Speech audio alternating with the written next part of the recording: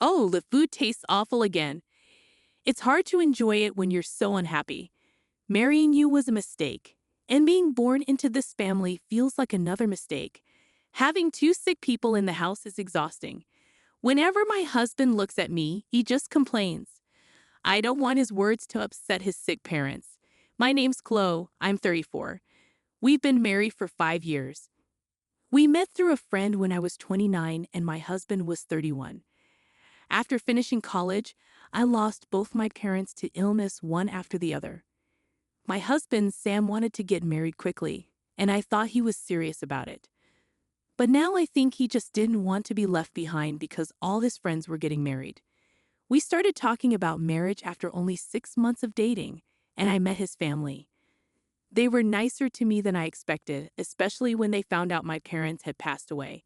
His mom helped me with the wedding planning like my own mom would have, and I was really thankful. So, I didn't mind the idea of living with his parents after we got married. Actually, I felt very welcomed. Chloe, your coffee tastes really good. Thanks. My dad, who passed away, loved coffee, and I do too because of him. Sometimes I even blend different types of beans myself. I was so passionate about coffee that I wanted to open a cafe with my dad someday. After my dad died, I lost my love for making coffee, but my father-in-law really likes the coffee I make. When I see how happy he is drinking it, it reminds me of my dad, and sometimes I cry. But my husband Sam doesn't care much about coffee. He can't even tell if it's instant or brewed from beans. He always says instant is probably better. I love cooking, but Sam doesn't seem to care about food. He never compliments my cooking and thinks all food tastes the same. But my mother-in-law enjoys cooking with me, which makes me happy. I always wanted to cook with a daughter like her. Chloe, you know so many recipes. You've been teaching me a lot, thank you. I love cooking with you every day. Sam didn't help with chores, but my in-laws always appreciated what I did. So married life was good. But 2 years ago, my mother-in-law got sick. She didn't need to go to the hospital, but she had to rest sometimes. Chloe, I'm sorry. I'm feeling better today, so I can help with chores a bit. Please take a break sometimes. I'm okay, don't worry about it. But Mom, Chloe is really good at housework. Sam, don't say that. Do you realize how much Chloe helps us every day? You can work without worry because Chloe is here. You should show some gratitude. Taking care of my husband's parents is something I'm grateful for. It's not hard for me to look after my mother-in-law, but it bothers me that Sam doesn't appreciate me. After my mother-in-law got sick, Sam started complaining about the house being gloomy. He began coming home late and working more on his days off. Then I noticed makeup on his clothes, lingering perfume, and other suspicious signs. When I confronted him, he admitted to having an affair.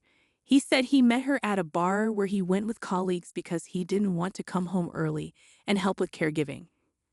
I was shocked by his lack of guilt and the ridiculousness of his excuse for cheating. It made me angry and frustrated to think he was doing this while I was taking care of the house and his mother. But my father-in-law got really mad and scolded Sam, who seemed to feel really sorry at that moment. He said sorry and promised not to cheat again. So I decided not to divorce him. But honestly, I was more worried about leaving my sick mother-in-law than staying with Sam.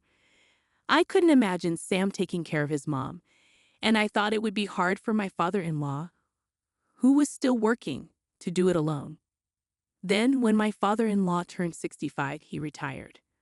On the day he retired, Sam was more interested in how much money he'd get from his dad's pension than appreciating his dad's years of work. It seemed like Sam was counting on getting some of his dad's pension, but his dad's answer was totally unexpected. I can't give you any money from my pension. He said, I'll only get enough to live on. What? So why did I put up with everything all this time, taking care of my mother-in-law and living with her? What are you talking about? You barely do anything to help your mom. Just living in the same house doesn't count as taking care of her.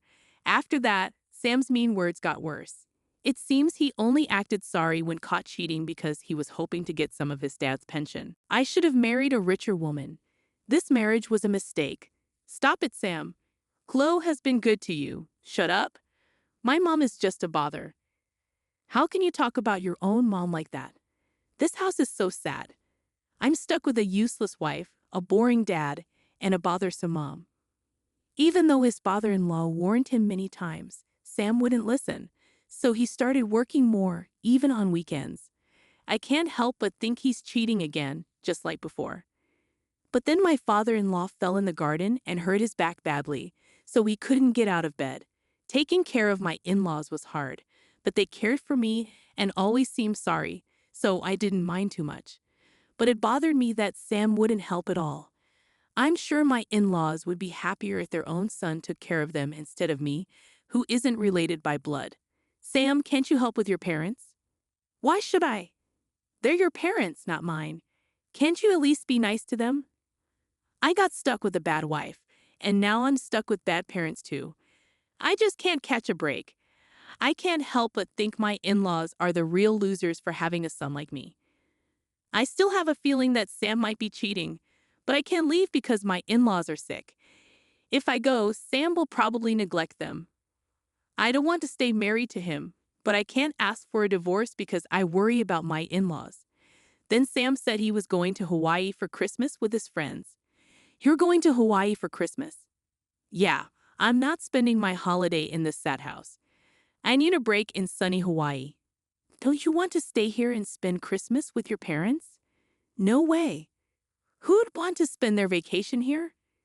Who I go with is none of your business. Is it a woman? Shut up. Why do you care? You're just like last time, denying everything. He must be cheating again. I wasn't surprised to find out, but I was disappointed in Sam's attitude. He didn't seem sorry at all. It hurt to realize he didn't see me as his wife. I work hard every day. I don't need constant fun. But Sam, we're married. Shouldn't we at least have some basic respect for each other? I don't see it that way. You're just here to take care of my parents, like a maid. That's awful. If you feel that way, let's get a divorce. Don't bother me, especially since you have nowhere else to go. Just stay quiet and do your job. I don't want to stay married to him after this. I want to say I'm okay with divorcing him and leave. I can handle it on my own. But now that my in-laws are both bedridden, I can't leave them. But taking care of them is hard, and I don't know how we'll manage if I leave. Even if I put them in a care facility, I don't know if they'll both get in right away, and it's expensive. Can their pensions cover it all? Even if I work, I don't know if I can earn enough. I have my own life to think about too. It's all really worrying. But after everything, I can't stay with my husband anymore. You're worried about Sam, right?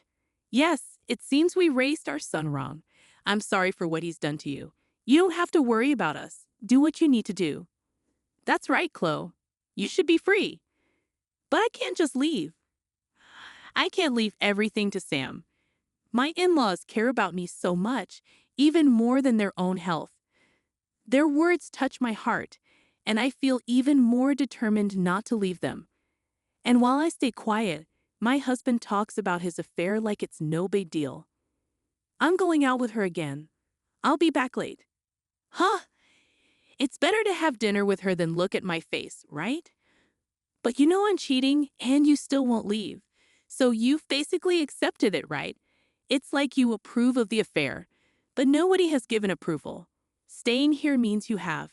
You're just holding on to me because you can't survive on your own. It's really pathetic that I can't even say anything back to my husband who says such hurtful things.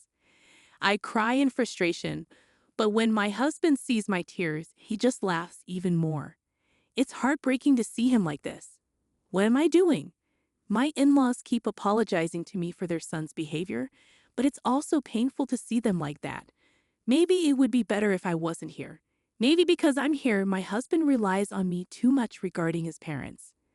But even if I feel that way, if my husband doesn't change, I'll regret leaving forever. There's no guarantee he'll change. Then, the day before Christmas Eve, my husband brought up divorce. I want a divorce. I prefer younger women. Huh? But you can stay here as a housekeeper, meaning things will stay the same. You'll live here for free, so think of it as your salary. With that, he put a signed divorce form in front of me. I understand. Of course, I won't become a housekeeper, as he suggests. But I also don't want to be his wife anymore. There's a limit to how much you can disrespect someone. I'm sure my husband knows I could leave his parents. That's why he can say these things so boldly. Knowing that makes me even more angry and frustrated. Well, take good care of them, okay? The next morning, my husband left happily for his trip to Hawaii. Even if I left him, I wanted to stay with my in-laws, but it wasn't that simple. I had to let Christmas pass without him. But without him, the day was peaceful, with no complaints. The three of us enjoyed Christmas dinner together, laughing while watching TV. Even though I knew I had to think about the future, I wished this peaceful time could last forever. And then, from the TV, I heard the Christmas song start. Merry Christmas, I'm used to. Suddenly, my father-in-law sat up in bed. All right, let's get going, dear. Okay, my mother-in-law replied as she quickly stood up. What's going on? Merry Christmas, Chloe. Merry Christmas. Merry Christmas, but is your back okay? How are you feeling? When I asked, they looked at each other and smiled.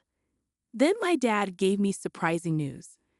On December 30th, my husband Sam came back from his trip. He called me sounding panicked. Hey, what's going on? Where are you?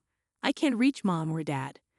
Well, your parents have been busy with Christmas stuff, so they're resting. Where did you take them? Did you kidnap them? No way. They decided to go on their own. They were supposed to be unable to move. You took them without asking? They can move around just fine on their own. What? As soon as the Christmas song started, my in-laws stood up. Seeing my shocked face, my father-in-law said, "It's time for a fresh start," and laughed. Turns out his back pain had healed, and my mother-in-law had gotten better over the last 6 months. But because of Sam's mean words, my father-in-law made a plan. He told my mother-in-law about it, and she agreed. Since Sam got a job at a big company after college, he became more arrogant. He'd often stay out late, but they weren't too worried because he was single. When he married me, his parents hoped he'd settle down. But 2 years ago, when his mom got sick, he didn't take care of her and cheated on me. He acted sorry, but his dad sensed something wasn't right. As his dad's retirement neared, Sam started talking about the pension, showing his greed. They knew he was being fake just to get the money. But when Sam found out there was no pension, he showed his true colors. This confirmed his father-in-law's suspicions. Actually, his dad got more pension, but he didn't tell Sam because he knew Sam wanted it. If Sam had been nice to his mom and me, they would have shared the money with him, even without the pension. It's sad it didn't happen that way, said his father-in-law sadly. When he fell and hurt his back, Sam said, "If you're bedridden now, you'll just be a burden." That made his dad stop seeing Sam as his son. So the parents decided to act like they were bedridden and make plans. He said sorry for causing me trouble. During that time, I noticed a for sale sign on our house. Why was it there? The meaning was pretty clear. Don't waste time. Our house was put up for sale. We moved out. What? I didn't know anything about this. Exactly. I don't want to live with you anymore, so I didn't tell you. My father-in-law bought a new house with his savings. The old house was supposed to be sold by a real estate agent, and we were supposed to leave by Christmas. But since we weren't going anywhere, we waited until yesterday when Sam left for his trip. It was funny how my father-in-law joked about moving when the Christmas songs played, but it felt like a new beginning for me too. All I had left to do was pack my stuff, which was easy. The movers were already booked, and everything was moved out by the 28th. Dad, did Sam get enough money from the pensions? He didn't tell you because he wanted it all for himself. What about the money from selling the house? I'm his son, so I should get a share. It's my right. Your dad is still alive, so it's not inheritance, right? But you know he's determined to spend all his money before he dies, so you won't get anything. He's still my dad. He doesn't want to be your dad anymore. Oh, and don't worry. I've already started divorce proceedings. But he bought a new house. When Dad dies, it'll be mine. Oh, the house my father-in-law kindly put in my name. There might be gift tax, but I think I can handle it with the property I'll get from you. What? This was the second time I caught my husband cheating, and he dumped all of his parents' care on me while he kept abusing me daily. I've been a homemaker for 5 years. With everything considered, I was told I'd get a fair share of our property. My father-in-law already talked to a lawyer about it. Your things are in storage, though there wasn't much. The lawyer has the key and will contact you later. Where am I supposed to go now? I don't know.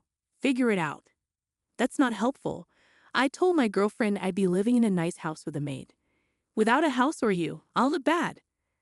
I couldn't believe he said that to me. It reminded me he only thinks about himself.